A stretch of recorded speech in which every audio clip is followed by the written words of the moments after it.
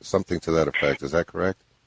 Yes, that's exactly correct, because I became fully aware when I was on the other side that the cancer in the body, it's not the body. It's the cancer is actually caused because we energetically we don't realize the amazing magnificence of who we truly are. Or at least I didn't realize who I truly am. Basically I am a part of God, and we all are. We are all God, but I didn't realize it. I was going through the planet as if I wasn't, as if I was just this physical human being. But when I realized what I had access to, when I realized the energy, the power that was behind me, I realized that it was just blocking that, not being aware of that or blocking that off is what can cause your body to manifest all kinds of things. But the awareness of who I truly am, if I am aware of that, then my body will also reflect that. Illness doesn't start at the body. Go ahead. Yes, I was just going to say that illness doesn't start at the physical body. It starts at a much deeper level, and that's the only level we need to work with, because if we just work with the physical body, we're only dealing with the symptoms, and the physical body is just sending us signals or messages with these symptoms to tell us that there's something deeper going on that we have to work with. That's how You said something very profound in that. I mean, that thing that you sent me, I've had it copied, maybe 50 times. Each one of my children has it, and I've talked about it on this show. I quoted it in my book. I mean, words that you just used, I've already put directly into the book and quoted you from it. But you said that you had one of the interviewers asked you about past lives, and you said that it didn't seem like there was any past. That there was. Can you talk a little bit about what that was like? That experience of no time, and that was. I think you used the word parallel lives rather than past lives.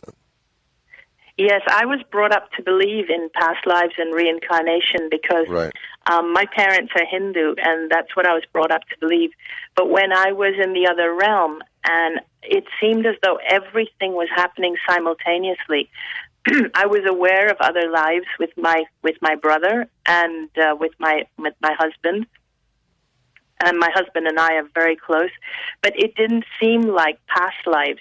It seemed as though it was happening simultaneously, but it seemed like everything was happening simultaneously. So when I came back into my body and I started to recall and started to talk about it, it was very difficult putting things into sequence, because it felt as though when we're on the other side, there's no time, or time is not linear. It's like everything's happening at the same time, including what we call past lives. It's as though while we're expressing here through our physical bodies, we put things into linear time with our minds. Our minds need to do that so that we can understand, and it makes things more coherent or manageable for us. Our mind filters things, and we actually process everything one point of time at a time and create linear time. But on the other side, it doesn't feel like that at all. It feels as though everything's happening at once, and even it's as though we are aware of everything that's happening all around us. It's not like you turn your head when you're in your physical body and you look at something and you can focus on something. It's not like that. It's like you're aware of everything that's happening around you at all time and all around you. And what role does love play in this? Did you hear me speak the first half hour of the show? Were you listening? Yes, and I completely agree with you. Do you know, it's interesting because even when I heard that Osama bin Laden had been killed, I was thinking something very, very similar. I was thinking that the world is rejoicing, but I'm not sure it's something to rejoice about, because all we did is perpetuate more killing. And that's what I was thinking. Really? And you said something like, when you came back, that the great lesson that you learned from this experience, and then we'll talk about your healing, was was to treasure your own magnificence, and the magnificent, those were your words, to treasure your magnificence and to realize that you are pure, pure love. Did that, did you feel that when you were like experiencing, like the doctors, for example? I remember you saying you could hear the doctors actually talking about, that you weren't going to survive this and all this. You could literally, but you felt love for them rather than disdain or worry or anger or. Yes, I felt love for everyone, even every single doctor, everybody. I just, somehow it was like I became them. It was like I understood that they were all doing, and it's not a feeling. It's like I became one with them, and I could feel what they were feeling. They were feeling they had to do something, and they were doing what they knew best how to do, and their intention was good. It's like suddenly you can feel everybody's intention, not what they're actually doing, not the end result, but their intention. And I could feel what everyone was feeling. Every nurse that came in, everything. Everything, when I came out of it, everything just looked so beautiful. It was like I was viewing the world and viewing everybody for the first time. That's what I've been talking about, and it's happened for me in the last, the last 6 months, 8 months or so, that there's nothing that I can look at. I can look at the wall and just love the wall. I mean, I can look at a vacuum cleaner and love a vacuum cleaner. It's just such an amazing. Do you know who John of God is? Have you heard of John of God down in Brazil? I hadn't until you spoke about him. This is the first I've heard of him, and he sounds amazing. Yes, it's the same kind of thing. So you how long were you in the coma? How long were you quote in that NDE or literally dead? How long? About 20 hours. It was overnight. It was I went into the hospital one morning on February the 2nd and started to come out of it the next morning on February the 3rd.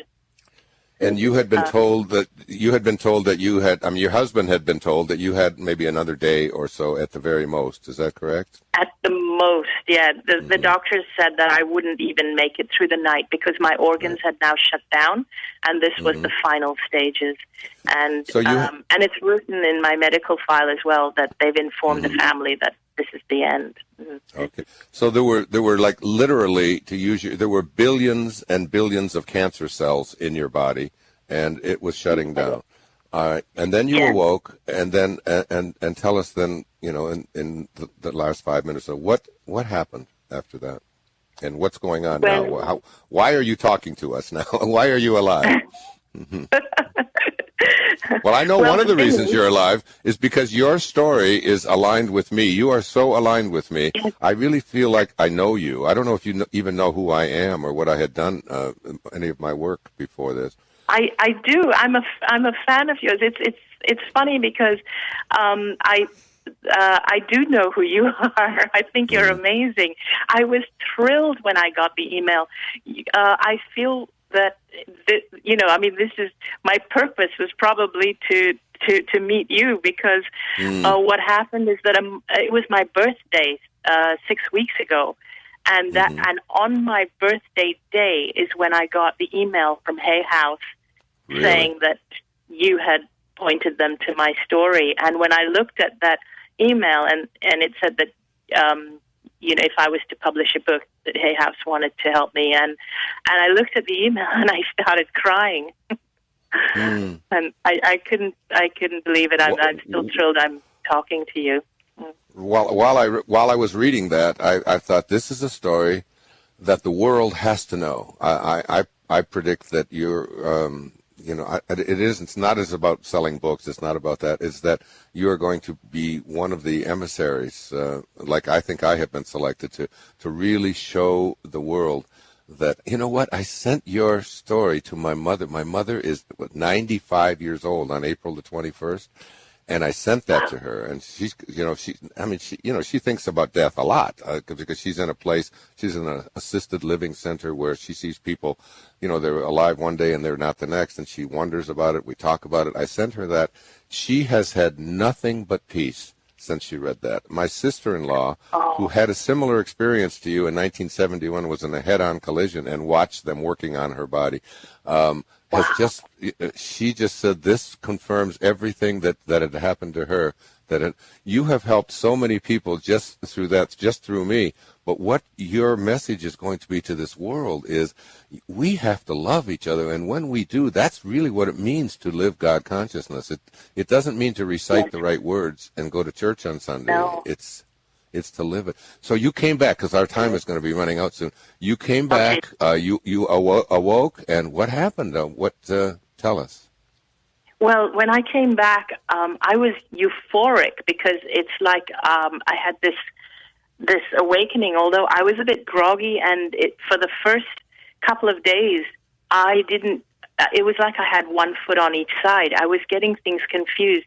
I was talking, and everyone was really surprised that I even woke up. And when the doctor came in to see me, this was the oncologist that I'd never seen before. My own doctor hadn't come in yet. And the doctor came in. This was the one at the hospital who'd never seen me before, except when I entered as a coma. And he walked in, and I said to him, "Good morning, Dr. Chan." And he said to me, "How do you know my name?" And I said, "Aren't you the one that was there when I entered the hospital?" And he said, "Yes, but you've been in a coma." And I said, "Are you sure?" Now, I didn't even realize I'd been in a coma, because I was so aware of everything that was going on around me. And I said, "But you're the one that put the needle in my back and took the fluid out of my lungs." And he said, "You remember all that?" He was visibly very, very surprised. And, and then he was also surprised that I had come out of the coma. But I was still weak and lying down. And so then when he left the room, I started to say to my family, like, why was he so surprised? And he's the one that said to you, then I said to my husband, he's the one that said to you that these are my last hours, that I'm not going to make it through the night. Isn't he the one that said that? And my husband said, "How did you even hear that? He didn't even say that in front of you. He said it outside the room, down the corridor." And I said, "Really?" And so then it all started to come out slowly. And I was still very, very weak, but in about 48 hours or so, they were like removing the oxygen, and then they started to take out the food tube, and I wanted to sit up, and I was feeling really euphoric, because if I describe the feeling specifically, it's deeper than just loving everything. It's realizing that you are love. And for me, it was like a new realization. I'd never known that before. I used to think that I had to learn to be loving to other people, and would always judge myself. Am I loving enough? Am I not loving enough? But being in that experience, what I realized is that I am love. I cannot not be. I quoted that in my new book. The words that you just said. So, in 6 months or so, what happened? I mean, were you cancer free? How did the doctors explain it? We only have about 3 minutes left, and I want to say something else. So. Yes. Well, what they did was that after I came out of the NDE, every test that they did after the NDE, they could not find any trace of cancer. They would not believe there was no cancer, so they continued to give me drugs. But they did a lymph And where are you, biopsy. Anita? I just got to notice. We just have a minute left. Where are you today? Is your body cancer-free? Yes, it is. It's completely cancer-free. You know, I'm doing, I don't know if you've heard or look on the website, I'm taking a group of people to Lourdes, Assisi, and Medjugorje. If there's any possibility that you and your husband could get on that trip, it's June 19th to the 29th. I'd love you to be on it. I have to close out. I'm so sorry. This has been the greatest show I've done in 5 years. Thank you for calling. I can't wait to meet you and write your forward and have you on my PBS show and tell the world about you. I love you. Wow, what an incredible story. I'm so glad that I took that Hong Kong call. I had no idea. You had no choice. No.